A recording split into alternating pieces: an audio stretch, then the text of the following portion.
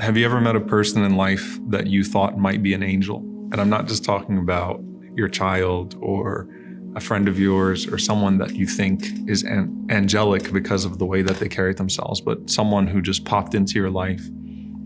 You were stuck somewhere and they helped you, or someone that showed up somewhere in public and said something to you that you needed to hear in those moments, or someone that was sick or ill or a recipient of charity and you thought, this person can't be a human being, and then they're mysterious. You don't see them before, you don't see them after, and you're left to think, wait a minute, was that an angel, right? I mean, it is possible that you might meet a shaitan, in the form of a human being, but like, have I ever actually met an angel in the form of a human being?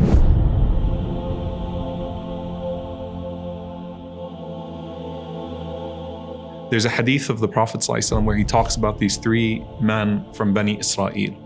And they were contemporaries, as is made clear in the hadith. And the Prophet ﷺ said there was a bald man, a man who was a leper, and a man who was blind. And an angel went to all three of them and asked them, what is it that you want?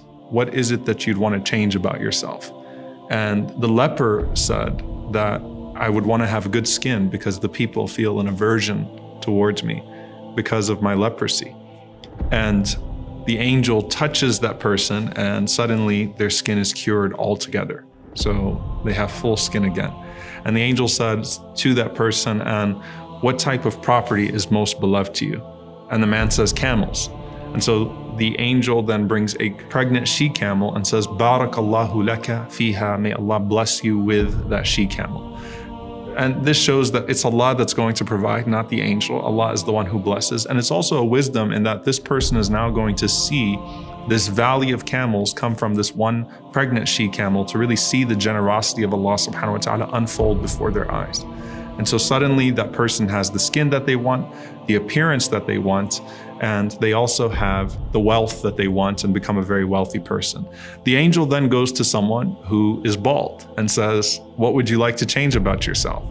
And the bald man says that I'd love to have good hair, right? I feel like it would beautify me. I feel like it's what's missing in my life. And so the angel touches that man's head, gives him an angelic hair transplant. You can't find that anywhere in the world today.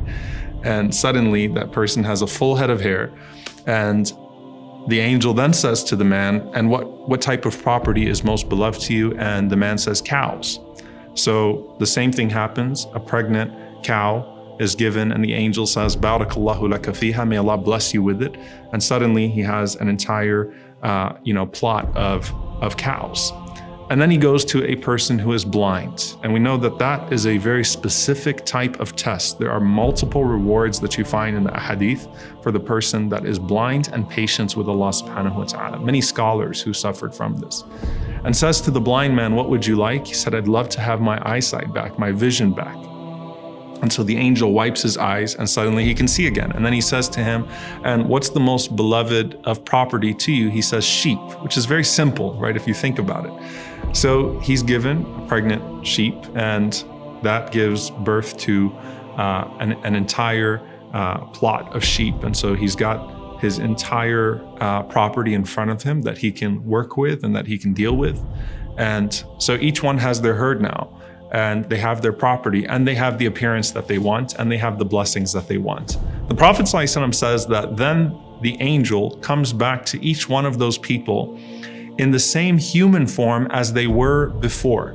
So to the leper, the angel shows up with leprosy, a human being with leprosy that's also poor. To the one who was bald, the angel shows up looking like the person used to look, also poor. And for the one who was blind, the angel also shows up in the form of a blind man that's also needy. And as that angel shows up to each one of them, the angel asks them for support. The leper and the bald man deny that they used to be poor, and they say that, that I earned this, and they basically shoo the man away. And the angel responds in the form of that man and says, aren't you the person that used to be such and such? Weren't you once in need? And that person denies that they were ever poor in the first place. And so the arrogance has overtaken them and they've forgotten the blessing of Allah subhanahu wa ta'ala. So the angel says back to them, if you are lying, then may Allah subhanahu wa ta'ala return you to what you were before. If you're lying about who you are, and if you are not just denying the blessing that Allah has given you, but not even acknowledging that you once didn't have these things, may Allah return you to what you were. But the blind man passed the test. The Prophet ﷺ said the blind man, as soon as he saw that person in his own form that he used to be, he says to the man, who is of course an angel, go ahead and take from this property whatever you want, for I was once like you and Allah subhanahu wa ta'ala provided for me. So it's all yours. Whatever you want, go ahead and take it. And subhanAllah, the scholars say this is the one out of the three that actually had the most severe predicament, right?